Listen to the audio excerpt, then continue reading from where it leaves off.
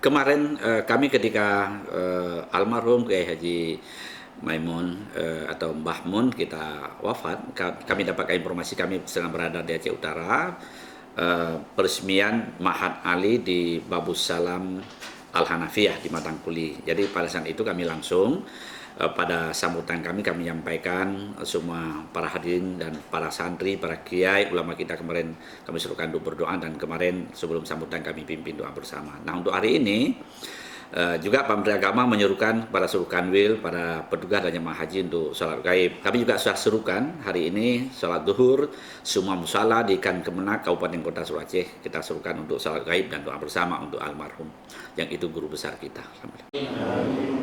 اجعل اللهم بلدتنا هذه بلدة